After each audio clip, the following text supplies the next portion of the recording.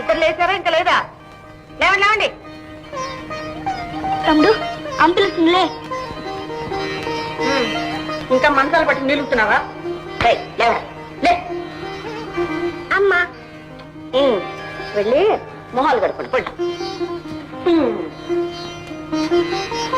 తీసుకెళ్ళి. సుమతి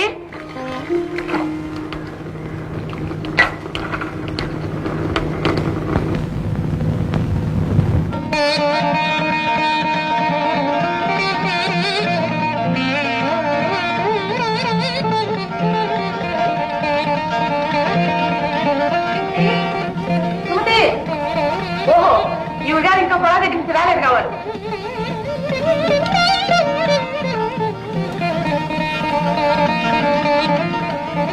ఏమండి ఏమండో ఒకసారి లేరండి. ఏమైంది? ఇంకేం కావాలి? అది చూడండి మీ ముద్దులు చెల్లెల్ని. కొళాయికి నీళ్లు పట్టుకు రమ్మంటే నడి బజార్లో నిలబడి సంగీతానికి తాళం వేస్తుంది. ఇంతే కదా, దానికి సంగీతం అంటే ప్రాణం. చిన్నప్పుడు పాట పాడితే కానీ అది నిద్రపోయేది కాదని మా అమ్మ చెప్పింది. ఆహాహా, అమ్మ చెప్పిందట అమ్మ. మరి మీ అమ్మ ఏం చెప్పిందో? మా అమ్మ ఏం చెప్పిందా, దాని ఖర్చు నీలాంటి వదినే దొరుకుతుంది అని చెప్పింది.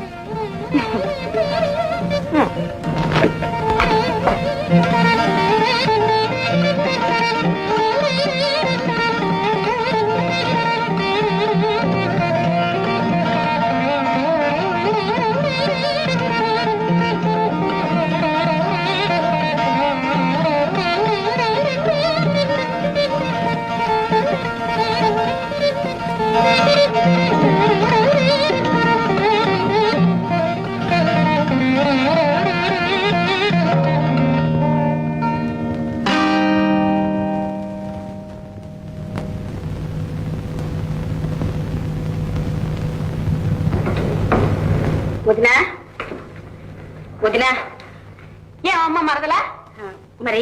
మరేమో ఏమిటా నెసుకుడు? పుట్టి చెట్లతో వచ్చావు, పిండేది అదే వదినా. దారిలో పిండిని కాకుండా నువ్వు పోయినాయా? మా వద్దని తల్లిపోయింది. చాలే నీ గారాలు. ఆహా, వయసు వచ్చిన పిల్ల అలా ఒళ్ళు మరిచి బజార్లో నిలబడితే తల్లి లేని పిల్లలు హద్దు పద్దు లేకుండా పెంచిందని అందరి చేత నన్ను అనిపించడానికా? నువ్వు చేసింది తప్పు. వదిన క్షమాపణ పెట్టుకో. ఇంకెప్పుడు అలా చేయను వదిన, క్షమించు. చాలే, నన్ను పిచ్చదాన్ని చేసి అన్నా చెల్లెళ్ళు ఇద్దరు ఏడిపిస్తున్నారు. క్షణంలో నిప్పులు క్షణంలో కన్నీళ్ళు. ఏం మనిషి దొరకాను. వెళ్ళో అంట్లు కాచుకుతున్నాయి కోసం. ఏమండి, అసలు నాకు తెలియక అడుగుతాను, నేను మీ భార్యనేనా? రామచంద్ర, అదేమిటి అంతలా అనుమానం వచ్చింది నీకు? మరి నా మాట ఎందుకు వినరు? నేను నీ మాట వినకపోవటమా? వింటే నీళ్ళ కోసం రోజు వీధిని పడాల్సి వస్తుందా? ఇంట్లోనే కొళాయి వేయించమని ఎన్నిసార్లు చెప్పాను. అప్లికేషన్ పెట్టి 2 సంవత్సరాలు మరి. మరైతే ఏమైంది? అలా అడుగు చెప్తాను. ఈ 2 సంవత్సరాల్లో చైర్మన్ మారాడు, స్పెషల్ ఆఫీసర్ వచ్చాడు. వాళ్ళందరూ ఏమైపోతే మనకేమండి? మన ఇంట్లో కొళాయి వేయించడానికి. వాళ్ళ పదవులు కాపాడుకోవడానికి టైం లేకపోతే కొళాయి ఎక్కడ వేయిస్తారే? కబుర్లు మాత్రం చెప్తారు కడుపు నిండేలా. ఓహో, అంటే తమ కడుపు నిండిందన్నమాట. మరి మా సంగతి ఏమిటి? మాకు కాఫీ నీళ్ళైనా ఉన్నాయా? ఏమిటి కాఫీ నీళ్ళ? చేతుల బ్రష్ చేతిలోనే ఉంది, కాఫీ కావాలంట. కాఫీ వచ్చేస్తున్నాను, ఒక్క క్షణం. బాబా పొద్దున్న లేచి దగ్గర నుంచి ఓటేసుకోదా? అసలు మీరు ఊరికే మాట్లాడకండి. నేనా మాట్లాడాను? ఇంకా పాలు పొంగబెట్టే దగ్గరే ఉన్నావా?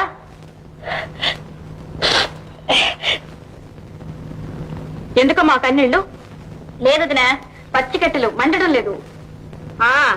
ఈ మాటే రేపు వచ్చేవాడి దగ్గర అన్నావంటే నీ కాళ్ళు పోయిలో పెట్టమని అంటాడు. వెళ్ళు పిల్లల పాఠాలు చెప్పు.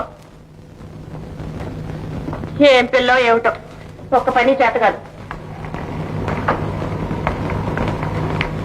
అత్తయ్య నాకు ఈ సుమతి పాట చెప్పు. అలాగే.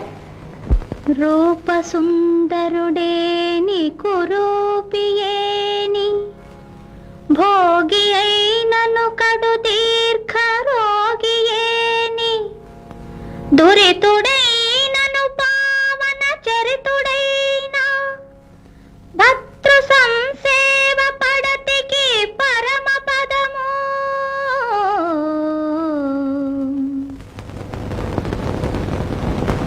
దుర్గా దుర్గా, ఆ పాలు కూడా నీతో పాటు పరవశం అవుతున్నాయి.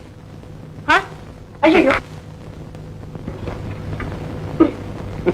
ఇందాక మా చెల్లె ఏదో సంగీతం వింటూ పరవశం అయిపోయిందని పెద్ద కసురుకున్నావే, ఇప్పుడు తమరు చేసింది ఏమిటి? మీ చెల్లయ్య సంగీతం విని నేనే పరవశం కాలేదు. మరి సతీ సుమతి అంత పాడు పని ఎందుకు చేసిందా అని ఆలోచిస్తున్నాను. అదేమిటి పతివ్రతను పట్టుకుని పాడు పని అంటావు? పతివ్రత పత్తి కట్ట మొగుడేదో కావాలన్నాడంట. ఆవిడ గారేమో గంపలో ఎత్తుకుని స్థానికంపకి తీసుకెళ్ళిందంట. నేనైతే నా కాళ్ళు వరకు పొయ్యిలో పెట్టాను. అమ్మా ఆ సంగతి నాకు తెలుసు అనుకో. సరే, ఆ కథలో మీ ఆడవాడు నేర్చుకోవాల్సింది ఏమిటంటే, మగవాడు ఎంత చెడ్డవాడైనా క్షమించి పూజించి ఆరాధించాలి అని. ఇవన్నీ మా ఆడవాళ్ళని మోసం చేయడానికి మగవాళ్ళు రాసిన పిచ్చి కథలు. ఏమిటి మంచి జోరులో ఉంది కథ.